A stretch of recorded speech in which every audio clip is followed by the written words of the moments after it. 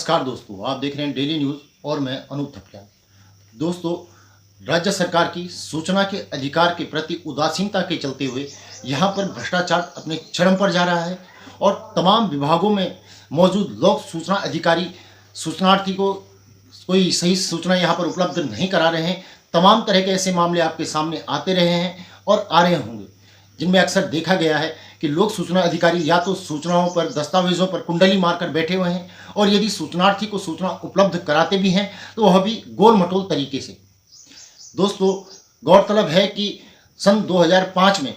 कांग्रेस की मनमोहन सरकार में सूचना के अधिकार अधिनियम को लागू किया गया था और यह अधिकार इसलिए लागू किया गया था ताकि राज्य में या पूरे देश में जो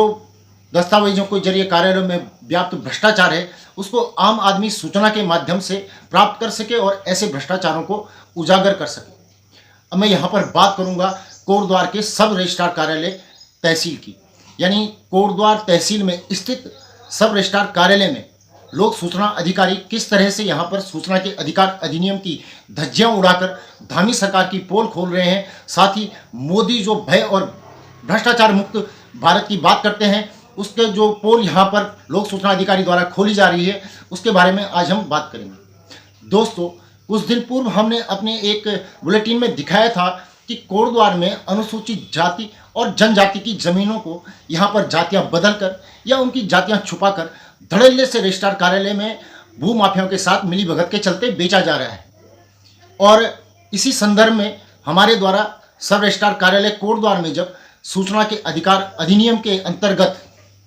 इन जमीनों से संबंधित सूचना प्राप्त करने हेतु या जो अनुसूचित जाति जनजाति इनकी जो जाति प्रमाण पत्र या अन्य दस्तावेज हमने सूचना के अधिकार अधिनियम के तहत प्राप्त करने चाहें तो वहाँ पर सामने जो आया वह बहुत हैरत अंगेज था।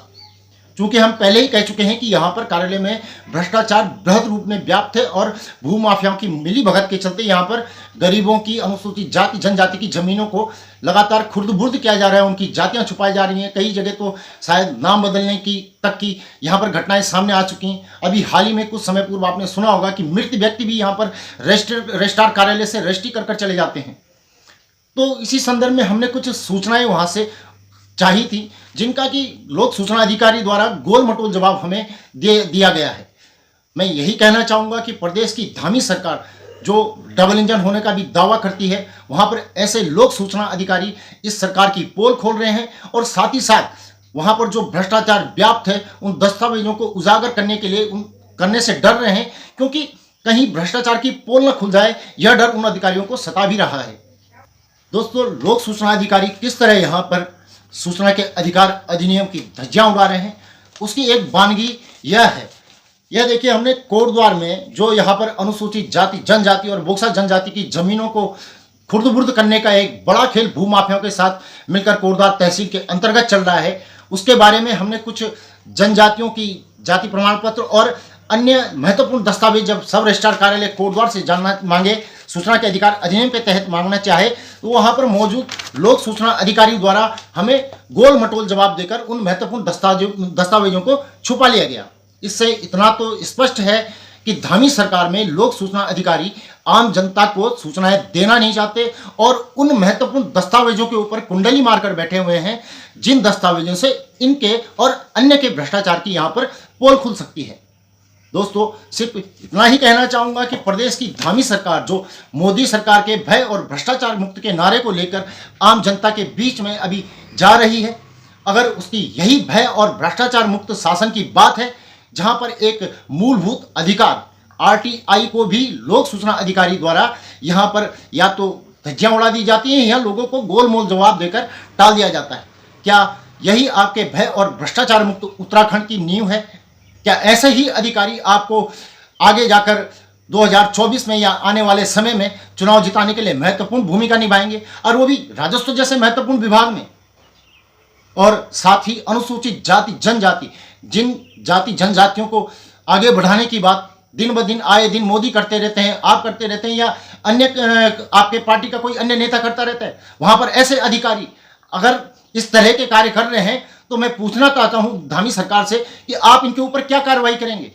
क्या आम आदमी लोक सूचना अधिकार के अंतर्गत सूचनाएं प्राप्त नहीं कर सकता है? और अगर उसको ऐसी तरह गोल मटोल जवाब देकर ही टालना है तो यह सूचना का अधिकार ही खत्म कर दीजिए, ज्यादा बढ़िया रहेगा। उसके बाद लोक सूचना अधिकारी जानता है कि इनको अपील में जाना है, इसलिए वह जानबूझकर गोल मटोल जवाब यहां पर देते हैं ताकि प्रार्थी को अपील में जाना पड़े, प्रार्थी परेशान हो। क्या ऐसे परेशान करने के लिए, लोगों को परेशान करने के लिए आपने लोक सूचना अधिकारी नियुक्त किए हैं? और ऐसे अधिकारियों के ऊपर आप किस तरह की कार्रवाई अब तक आपने की है? किसी भी एक जगह का आप उदाहरण दे दीजिए। धामी जी, ऐसे नहीं होता है। सूचना का अधिकार पूरे देश के लोगों का एक मूलभूत अधिकार है। कम से कम वहां बैठे लोक सूचना अधिकारी को यह तो पता हो कि सूचना किस रूप में उपलब्ध करानी है। वो यहां पर लिख रहे हैं कि आपके द्वारा सूचना में प्रश्न किए गए हैं, तो क्या हुआ? क्या आपके लोक सूचना अधिकारी को यह पता नहीं है कि सूचनार्थी किसी भी रूप में सूचना की प्राप्ति हेतु आवेदन कर सकता है? और उसी सूचना के अधिकार अधिनियम के अंतर्गत उसी लोक सूचना अधिकारी को यह स्पष्ट निर्देश दिए गए हैं कि सूचना चाहे किसी भी रूप में पाई गई हो, आपको सूचनार्थी को जवाब देना है, और आपका जवाब प्रश्नवाचक रूप में नहीं होना चाहिए। उन्होंने इसको बदलकर आप सूचनार्थी के ऊपर कहते हैं कि आप प्रश्न के रूप में यहाँ पर सूचना प्राप्त करना चाहते हैं।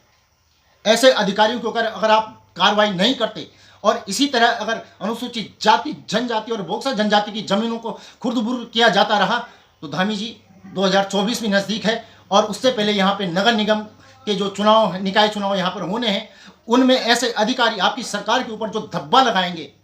यकीन करिएगा आप आजीवन उनको मिटा नहीं पाएंगे। बहरहाल अभी तो मैं यही कहूँगा कि ऐसे लोक सूचना अधिकारियों के ऊपर सख्त से सख्त कार्रवाई करने का काम सरकार यहाँ पर करे, और ऐसी जमीनों को, खासतौर से कोटद्वार तहसील में जो यह बड़ा खेल चल रहा है, उस पर धामी सरकार विशेष फोकस करे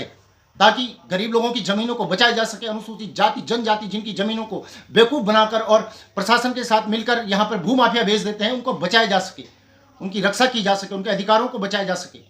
तहसील में आइए, देखिए कितने लोग वहाँ पर दिन भर घूमते रहते हैं जो आपके ऐसे ही अधिकारियों द्वारा वहाँ पर सताए गए हैं। दोस्तों, आपको यह वीडियो कैसे लगा कृपया कमेंट करके ज़रूर बताएं, और साथ ही चैनल को लाइक, शेयर और सब्सक्राइब भी करें और दोस्तों से भी करवाएं, ताकि हम इसी तरह निर्भीक होकर अपनी बात को आपके माध्यम से ज़्यादा लोगों तक पहुंचा सकें और समाज में एक जागरूकता फैला सकें। फिलहाल इतना ही, धन्यवाद।